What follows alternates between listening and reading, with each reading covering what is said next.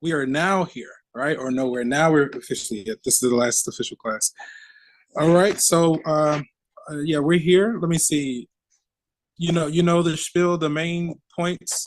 Um, this week is the reading period, so I think your final exam will become available this upcoming Sunday at 11:11 a.m. And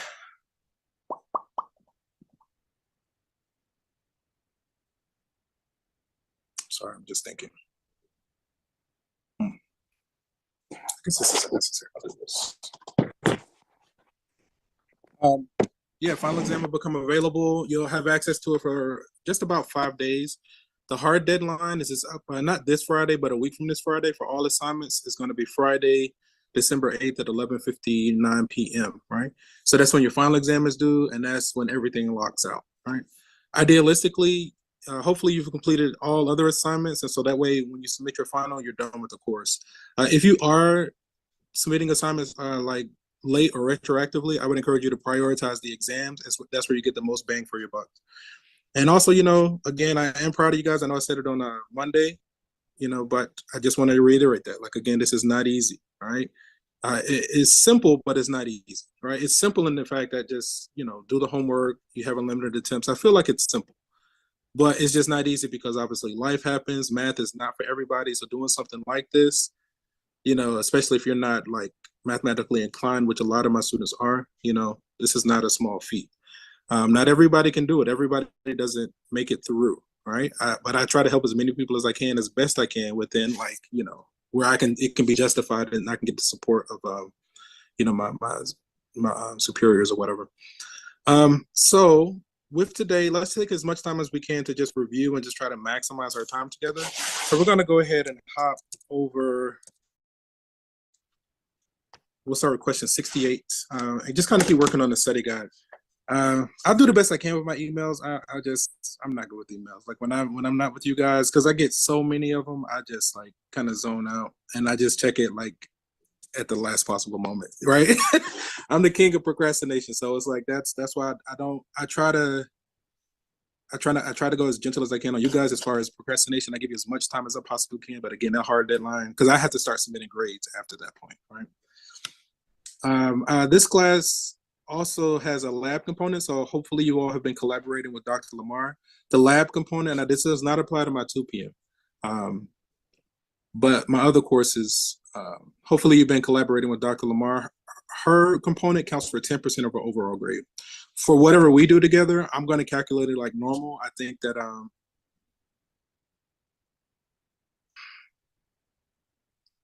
let me see. I think that like your exams, I know that the exams with the final come up to about 80% of our portion, and then the homework counts for 10% of your overall of our portion, and the quizzes count for 10% of our portion. I'm going to get a score there, and then I'm going to scale that to 90%. I'm going to say whatever your normal grade would be, I'm going to say times 0.9, and then I'm going to take the grade from the lab component with Dr. Lamar, whatever grade she posts, I'm going to say times 0.1, right? And that's how I'm going to calculate your final grade. It's still unlimited attempts on all assignments. The system is set to take your highest score. There's only a 10% late penalty, so you can still earn an A- on any assignment. I think that's huge, right? If it were me, I would just do it until I got whatever score I wanted, the highest score possible. And then that repetition is honestly how you learn a lot of this stuff. So, that's how you learn, right? Okay, so I feel like that's enough. Usually, I mean, I do teach college algebra too. If you're planning on, if you like this style, this is my favorite way to present it currently. I like to be remote. That allows me to kind of engage multiple students across multiple universities and platforms. I have students all over the world, and but it allows me to kind of have a home base, the unofficial guy in the chair, right? Spider-Man reference, right?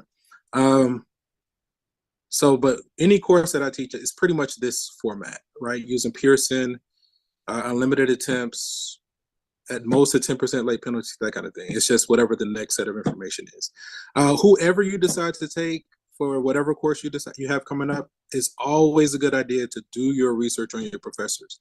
I don't know if Rate My Professor is still a thing, but it's, just dig in there and see if you can find whatever you can on your professors. Ask around, ask like your peers, like I'm going to take this course, anybody you recommend, and just see what they say. And it's a good idea to have a sense of what to expect from your professors. When I was a student at Morehouse, I definitely was like overzealous. You know, my peers warned me about a professor, but they had warned me about other professors, and I was like, this is not bad. Just do what they say, and it's fine. It's easy, right? But I had this one professor. No, they were right. Like I should have listened to them. He was just like I think he was just old. He was intelligent, but I think he was just old. And he was just like, you know, totally disconnected, right? So it kind of killed my little. Anyway, I'm gonna let that go. You know, obviously it happened. This is years later, and I'm still like talking about it, but it's okay. But the moral of the story, you know, do your research on your professors, and it's a good idea to have a sense of what you're getting into, and you want to try to align yourself with whatever professors you feel like you have the highest chance of success. You know, so that's the long and short of all of that. Okay, so this question comes from section 2.1, question 37. For this equation, determine whether the graph of the given quadratic opens up or down. Now, we know that one off the bat because the leading coefficient is positive, so that means it should open up. I'm going to just go ahead and submit that one. Okay. Then part B, find the vertex. Now, we have this vertex formula, which is negative b over 2a. So it's going to be 6 over 2, which is 3. Right, so I'm just going to go ahead. I think they want an ordered pair. All right, type in order pair. So when x is 3, we need to find the corresponding y. Let's see. Oh, come on.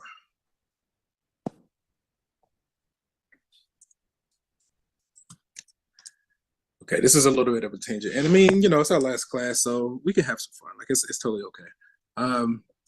Obviously I'm a gamer, right? And so that's what I was literally doing right before class. Somehow I timed it. I know when I'm doing a match, I gotta give myself at least 34 minutes. And sure enough, right on the money, it finished right within that time. But like when you're playing like a 5v5 battle royale style game, and it's all about cooperation, you know, what do you do when you have like teammates that are just afraid to do anything? Like they choose a role and then they won't do anything. So it's like you either get really, really good and you learn how to fill the missing link, or you learn how to just let shit go, right?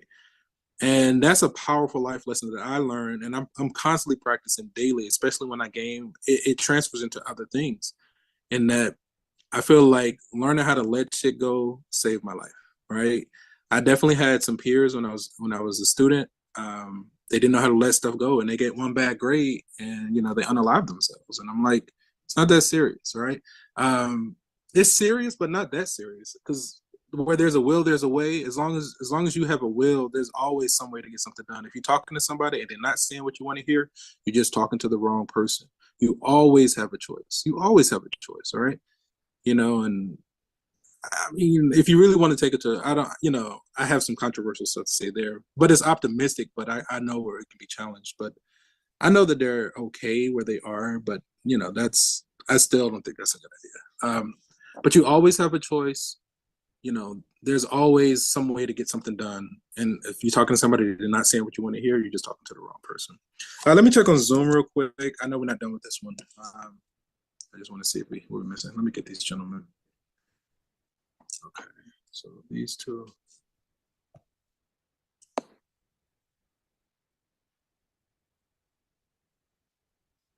Oh, he must have like popped in and out. So let me make sure. Yeah, I got him. This. Let me go ahead and mark these guys.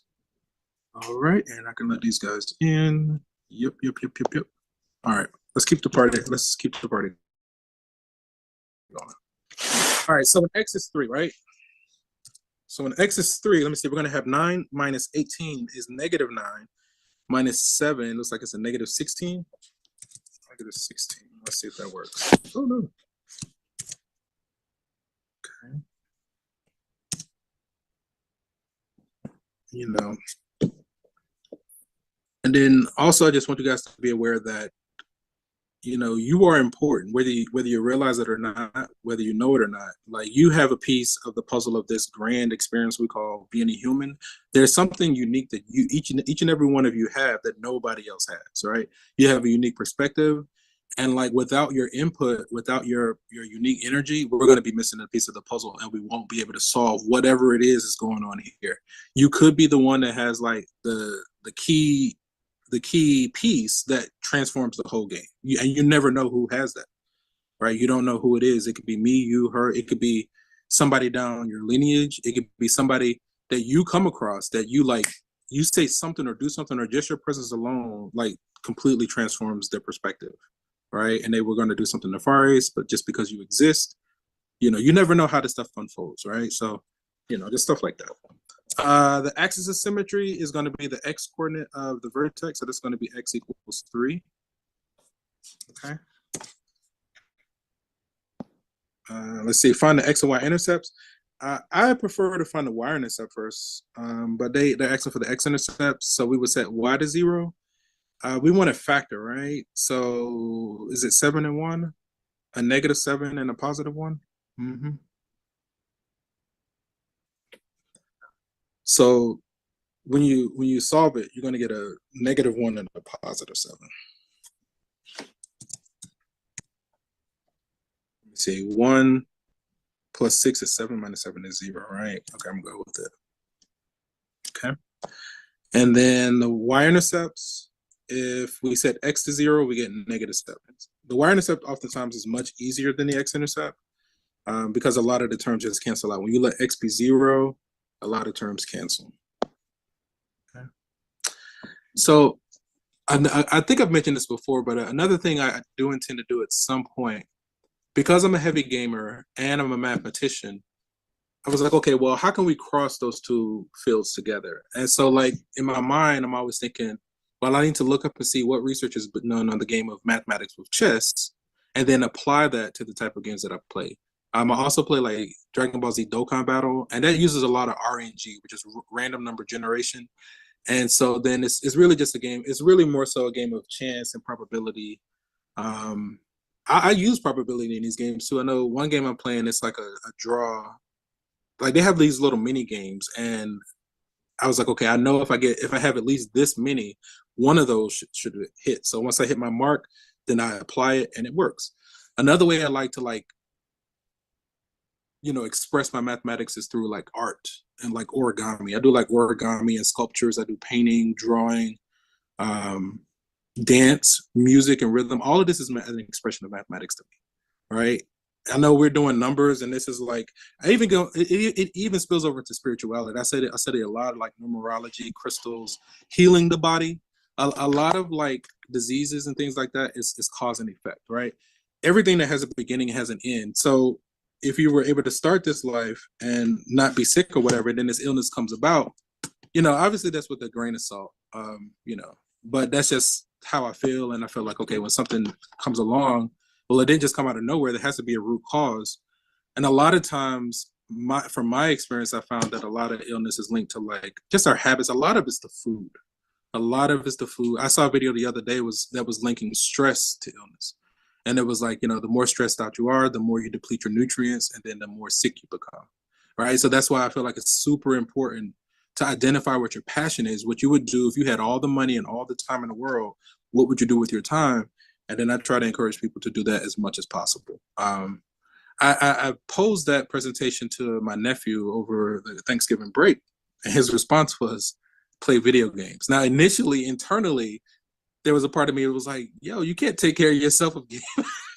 This is what I wanted to say to him, but I didn't. And I don't know if I should, but I didn't, right? Part of me was like, how are you going to take care of yourself if you just game, right? You can't like generate money, not real money. I mean, you can, but it's difficult. But part of me was like, no, that's what he said his answer is. You don't know how it's going to unfold. You don't know what it's going to be for him. So it's like, okay. And I don't even really want to say that the probability of generating money is low. There's something that he can discover walking that path that might activate something in him, right? So I still feel like him following his heart is the best thing. It's hard up front, but once you find yourself and you find your rhythm, you find your path, you never work a day in your life. You generate. It's like magic. It's like whatever you need comes. If you're open and you kind of fluid to like some of the different routes or whatever, and you're honest with yourself. And one of my former students would say, "To thine own self be true," right? So if you're at least be honest with yourself, and walk that path, there's something that, like, your spirit team and ancestors, and they're trying to show you, the universe is trying to show you. But if we're always stunting and putting on airs and being fake, I mean, you can find something there too, but you might be moving away. You might be taking the hard route. I don't know. I'm just ranting because I can. Just trying to say words of encouragement. Let me see. Okay, I think we're looking good here. And just because it's the last day, let's go ahead and generate another number. Let's look at question 9. Let's look at question 9. And like, I don't believe in capitalism at all. Oh, wait a minute. Graph. Okay, so it's a parabola. U-shaped curve. The vertex, I'm just going to click on 2 points. I just click randomly. Now, we set our vertex negative b. I think we had 3 negative 16. Let me see. 2a, negative a, 3, and then I think it was negative 16, 9, negative 9, negative 16. So let's put the vertex at 3, negative 16, and all I'm doing is dragging it into the proper position, dragging that vertex into the proper position. And then a simple one would be like if we just move 1 to the left or right, or actually we can do when x is 0. When x is 0, the corresponding y was negative 7. So I'm going to just drag the second point to 0, negative 7. And that's simple. All right, let's save that. And another reason I don't mind ranting today, just, going off on these tangents, is because I feel like me talking about this stuff is enough, right? At this stage, at this point, I don't really know what more I can say that's different or that clicks. So, in all honesty, I do feel like, we've talked enough about math. I just want to kind of throw some other stuff in there. But how math pertains to other things. Again, I do use it in my gaming. I use it in a lot of stuff. It definitely got me in trouble trying to use it with people, like just mathematical concepts, because people, heck on it. What the heck? Oh, check the answer. I was like, I know I graph this thing.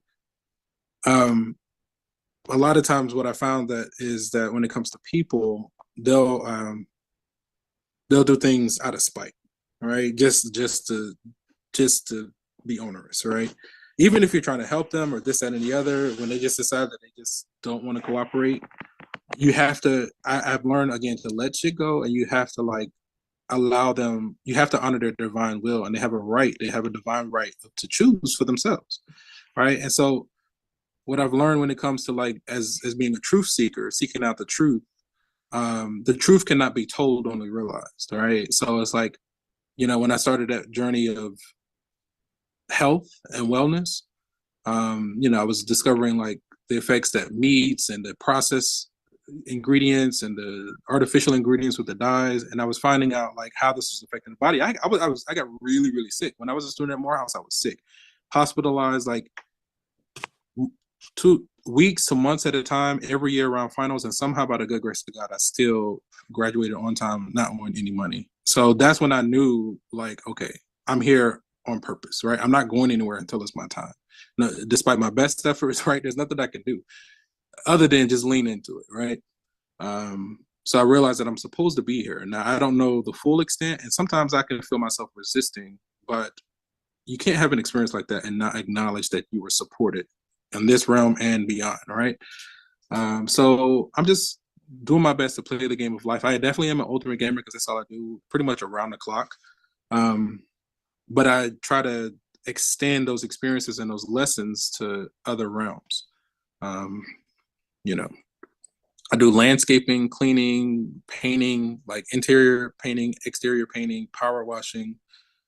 I be thinking of ideas to like, this time of year, it's just endless amounts of leaves. Like you'll pick up the leaves and with the hours, it's like you didn't even do anything. And I'm like, now I know some people use the leaves for compost, right? You can pick up the debris, collect it, put a little bit of dirt in there, and like any food that like will degrade, like banana peels, apple skins, or whatever, you put it in there, and it makes like a nutrient rich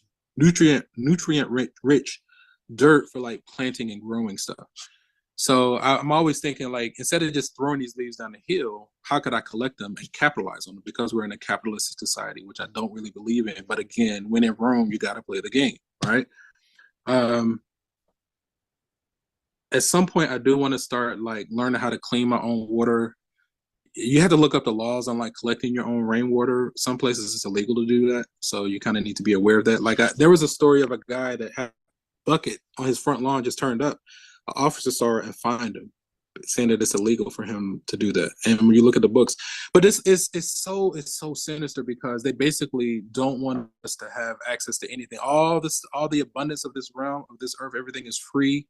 The water is free, seeds are free, the food, everything is free. The land is free, but they always trying to find ways to charge us for this stuff. They always trying to find ways to charge us for things that are free, right? And that's it's sickening. It really pisses me off, right? So again, through my experience, I had to learn, instead of complaining about everything, I've learned to acknowledge the complaint, right? Don't suppress my complaint. I'm having that experience. I'm having that frustration for a reason. And so then it dawned on me, okay, if I really want this thing to get resolved because it's irritating me, because I notice it, because it caught my attention, that means I'm supposed to be the one to take some action to resolve the matter, right? Like and but it's wild because now I'm aware of like different ways to get clean drinking water from anywhere in the world for free. I've seen one schematic where the claim is that they were in the middle of the desert. They have these nets, these like fine mesh nets that they put vertical in the desert in the air, and as the air passes through the nets, water condenses on them and collects at the bottom, and they collect free, clean drinking water. So if these nets can collect clean water out of thin air, if you can collect water out of the air in the desert, that means you can collect clean water, or essentially clean, anywhere. So I have a friend that she, and again, I feel like we've talked about math enough, so I'm using this as a platform to just talk about some of the stuff. I have a friend that she used to do these like enrichment programs for children. Where she would just do these science demonstrations. I thought it was fantastic. And like one of her presentations was on how to clean water. And so she kind of talked about carbon and like I think it's carbon and charcoal, like, but it's carbon and how good it filtered, how it filters out most things. And so just this whole science of how to clean water, that's like the basics of life, right? Can you find clean water? And then I start to study like nature, and I'm like, okay, how is it that like these massive trees can pull water from the ground all the way up through the whole tree with no electricity or anything like that? Like, how are they pulling it up?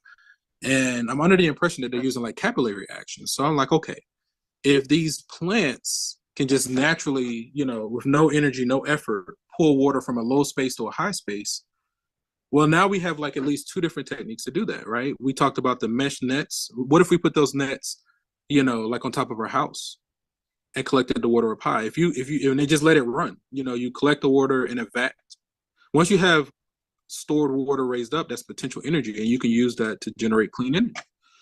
Recently, so we can either mimic the capillary action of trees or just install nets up high, and they'll naturally collect water over time, and then you clean the water and you can use it to generate power.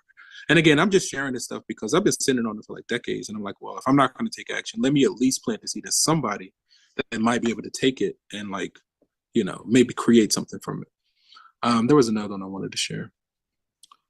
So then, just on the topic of water, I don't know if y'all ever seen this movie called What the Bleep Do We Know and The Secret, but in What the Bleep Do We Know, there's this scene where they're walking through like a subway and they're giving a tour where they're talking about this scientist that did this study on water and like how thoughts affect water, right? So I'm going to put a pin right there.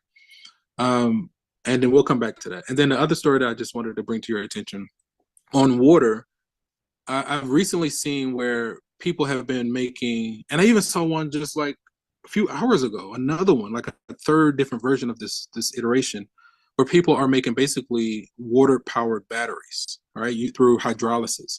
And it seems like, now I haven't tested it, so I don't know if I can actually get it to work, but they might, so basically you have like these metal plates, these steel plates separated by like rubber tubes, so there's spacing, and you hook it up to like a battery. I'm not sure how the whole process works, but when you apply a current into it, it starts bubbling, and I guess the hydrogen and oxygen separates, and it gives off like hydrogen gas.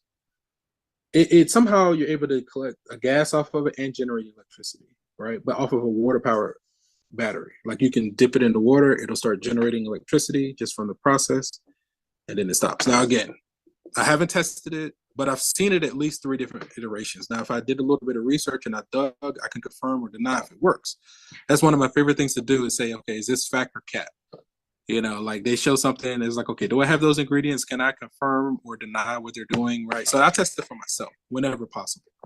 I really am a scientist. I'm a chemist. I just do math as a day job. But you know, the way my mind works. Like once I decided I want to do something, I just obsess over it until I like just check it for myself. Right.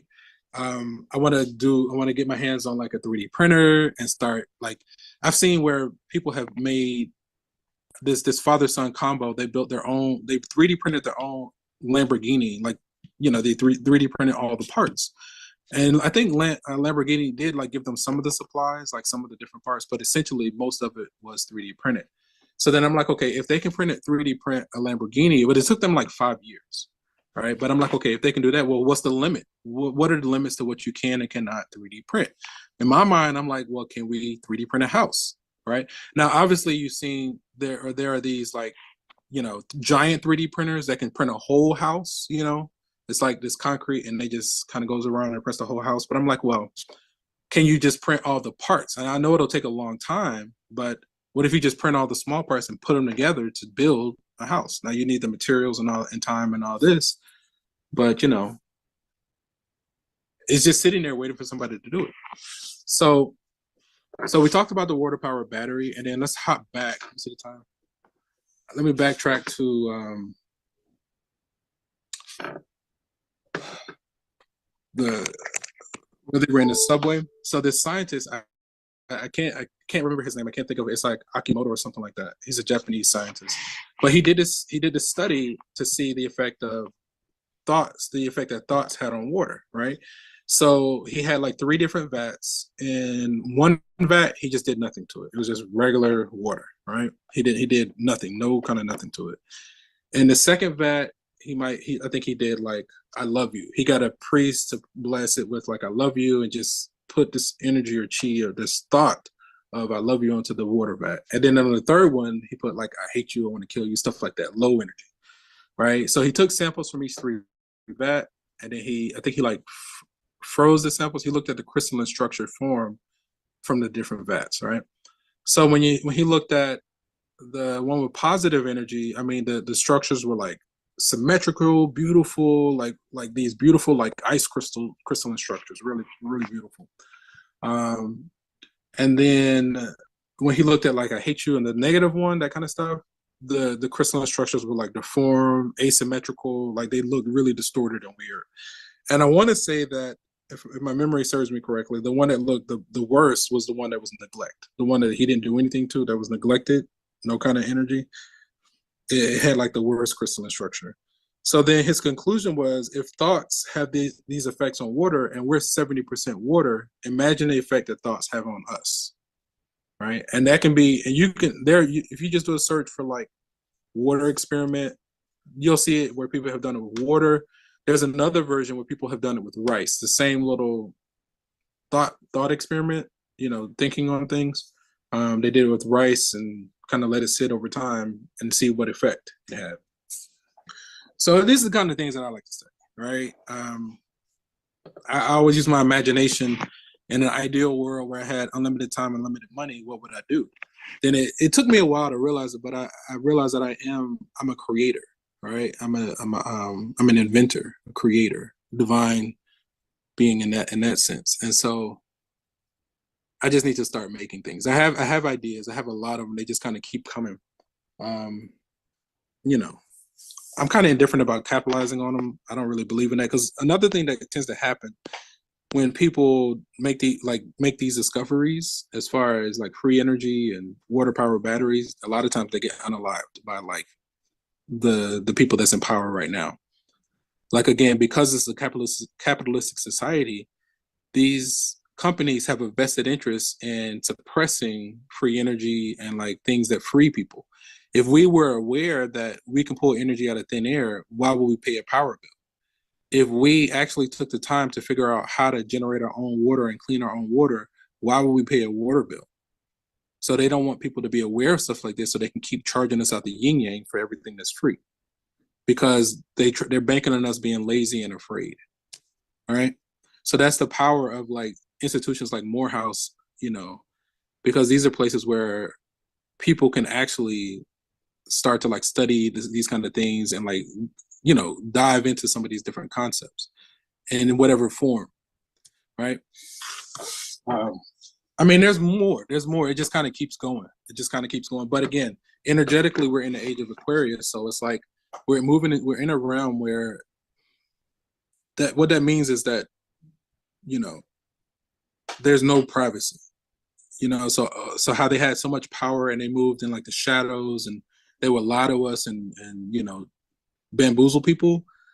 Everybody's waking up and everybody's starting to realize that we've been bamboozled, we've been lied to, we've been duped. People starting to realize it. And so these people that have their power in these shadow organizations, they're losing power because they kept their power by staying in the shadows. But the more that people know or are aware of these different concepts and techniques, the less power that they have until we reach a critical mass, right? So again, I'm just doing this because it's the last day. I think that like it's important to kind of just at least put this on your radar. Not that you got to do now obviously I do encourage you to do your own research. Don't take my word for any of this stuff. I'm just sharing what my experience has been. I get stuff wrong. I'm a human just like you, right? And I'm doing the best that I can like everybody else, right? So with my level of awareness, I'm doing my best to expand my awareness and my consciousness and then like assimilate it and do better, do the best that I can with whatever I can, right? Okay. So that was a fun little rant, right? We'll see. Like, I mean, it might evolve some more, but again, I'm just doing it just as a closer. The center and the radius of the circle. So this is already in, I guess it's called the standard form. Except for it needs to be x minus and y minus. So the center is going to be -5, -4, and the radius is going to be square root of 11. All right. So I feel like in this day and age, we're in a realm where you don't necessarily need to know all the answers, but you need to at least know how to find the answers. Right? It's better if you just know the answers.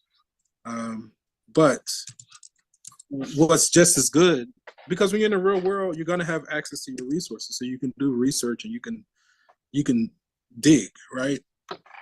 So I feel like as long as you have some way of arriving to the conclusions, that's a great place to be. That's not a bad place to be, right? At least if you know how to find it. Now, obviously, it doesn't, it can kind of hinder you in a proctored environment, but that's a proctored environment, right? In the application, you have access to everything. The radius is going to be the square root of 11. Square root of 11. Let's hang out for like 10 more minutes. Generate. Let's go to question 60.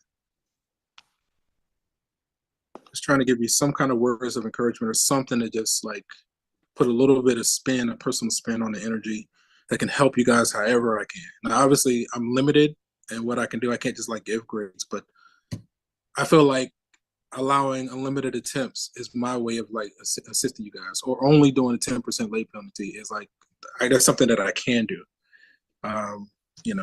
Express the given function as a composition of two functions.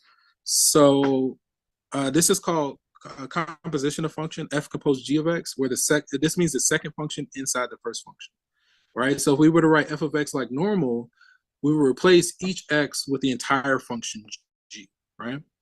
So here, a possible inside function could be like x cubed, right? The x cubed minus 5, and the exterior function could be b. Yeah, let's just go with b. That one looks proper.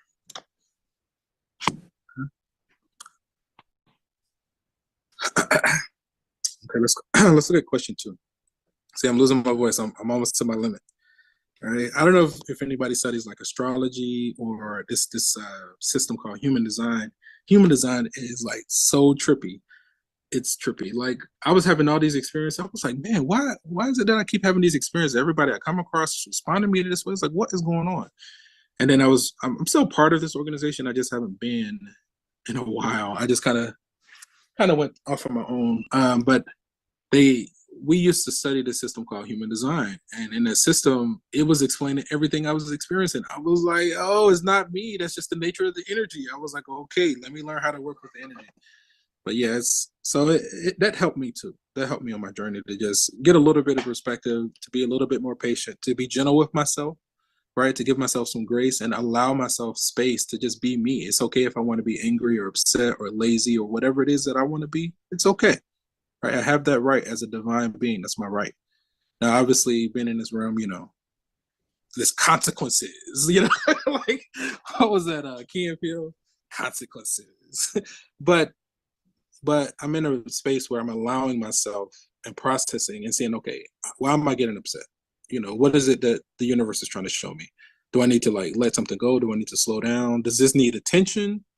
Like, why am I getting this feeling? Like, instead of saying, oh, you're crazy, like, no, you're getting this feeling for a reason. Just slow down, pause for a moment, and ask yourself, like, why are you having this experience? Distance formula, distance between P and Q. I'll put the formula here. I'll take some notes here. So the distance between 2 points P and Q, oh, come on, P, there you go, that's fine. So the distance between 2 points is going to be the square root. It's going to be what? X sub 2 minus X sub 1 quantity squared plus Y sub 2 minus Y sub 1 quantity squared, okay? Another, I don't even know what you would call this, but I remember I was given a similar presentation to students in the past. Once upon a time, I used to have this philosophy that like everything happens for a reason, right? Like, it's almost there, but it was still a little bit that was missing with that. And so students were like, well, how do you explain, sexual like when somebody's assaulted or whatever? And I tried to stick to my guns and say that like, oh, the person chose that in their previous life, but it never really set well with me. And so this group the same group that I was talking about earlier offered a rebuttal. Like, this is like years down the line. They were like, well, instead of we chose it and everything happens for a reason, they were like, some things do happen that's unintentional, right? Like when we supposedly choose everything before we come here, some things were accidental. But their response was that our support team, like our ancestors and spirit guides and beings like that, they were like, they're master remixers. So they can take any experience and spin it and make us stronger, right?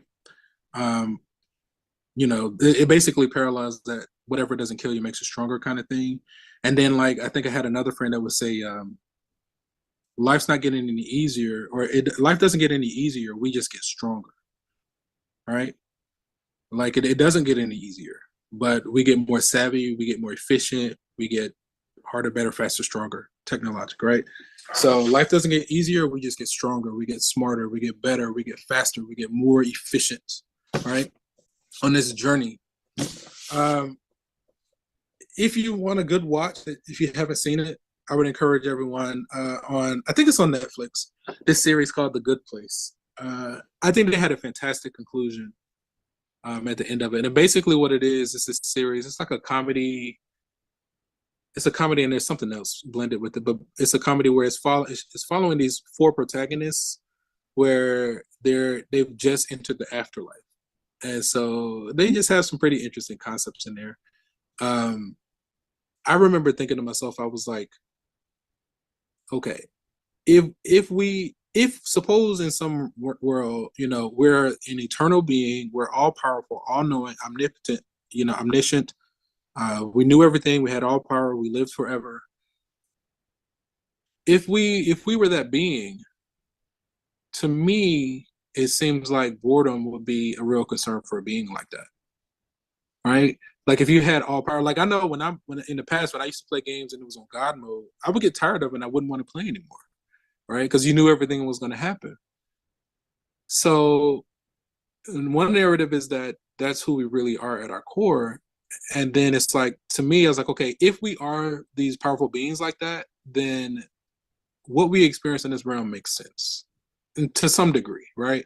Like, well, we definitely are not bored because we don't know, we don't remember anything. I think I get the impression that like we're gods with amnesia, right? We are these all powerful beings. We just somehow got disconnected and we don't know it. We don't remember it. And so, which is like, that makes sense. Like, it's almost like we're like Thor when he lost his powers, right? And we're just stuck in that realm for a while.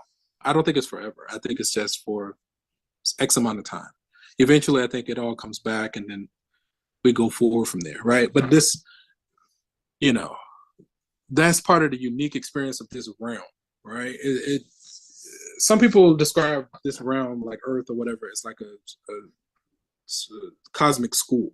As a school where you learn unique things here. Like, we have free will here, but we don't really know who we are, right? And so I feel like in that lack of identity, that explains like our suffering, our strife while we argue and fight with each other. I'm about to wrap this up. One of the quotes goes, if you can't see God in all, then you can't see God at all, right? And like, they were like, when you start to awaken, you start to like notice that essence in everything. You can see like this rainbow kind of thing. And like, then like another quote goes, no tree has branches foolish enough to argue amongst itself, right? Again, I feel like we argue and fuss and fight and we have all this suffering and strife because we don't know who we are. We don't know that we're these divine, infinite beings. We don't know that, oh, that person over there is just me in another lifetime.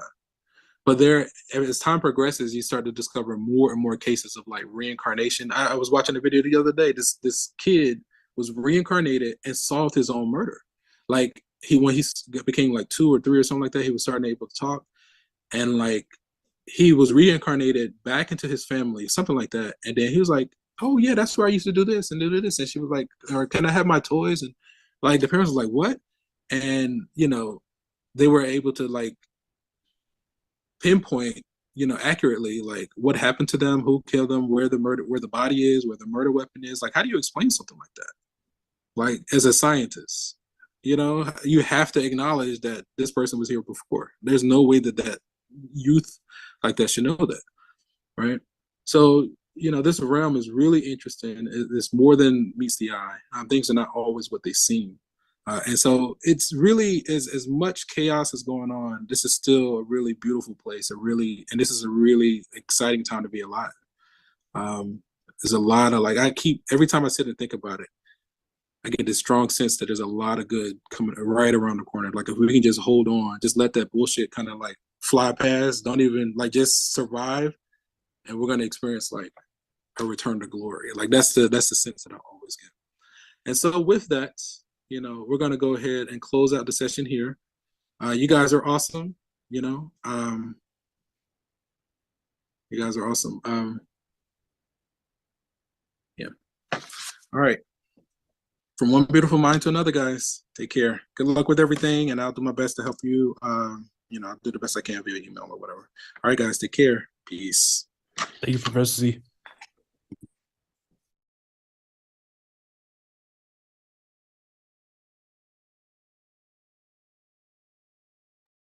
Yes, my pleasure.